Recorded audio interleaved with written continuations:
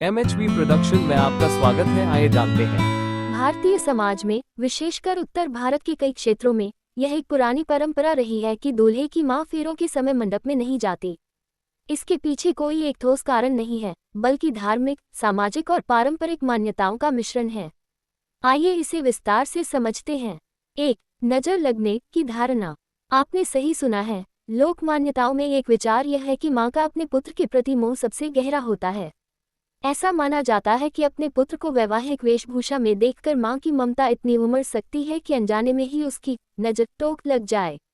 हालांकि ये पूरी तरह से एक अंधविश्वास है, क्योंकि एक मां का आशीर्वाद हमेशा शुभ ही होता है।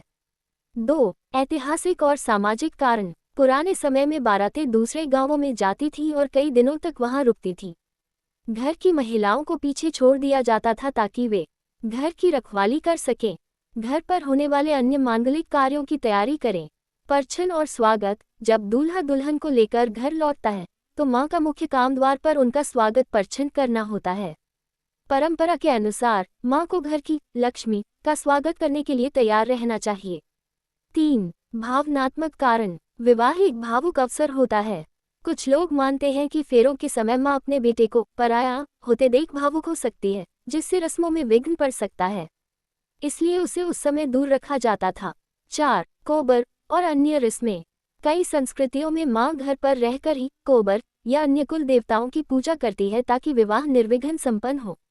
आज का नजरिया। आजकल समय बदल गया है। बहुत से परिवारों में माताएं न केवल बारात में जाती हैं, बल्कि फेरों के समय मंडप में उपस्थित रहकर आशीर्वाद भी देती हैं।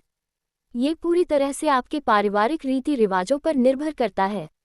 एक बात स्पष्ट है, शास्त्रों में कहीं भी यह नहीं लिखा है कि मां की नजर लगती है। मां का प्रेम और दुआएं तो संतान के लिए सबसे बड़ा सुरक्षा कवच होती हैं। क्या आप अपने परिवार की किसी विशेष परंपरा के बारे में जानना चाहते हैं या इस परंपरा को बदलने की सोच रहे हैं?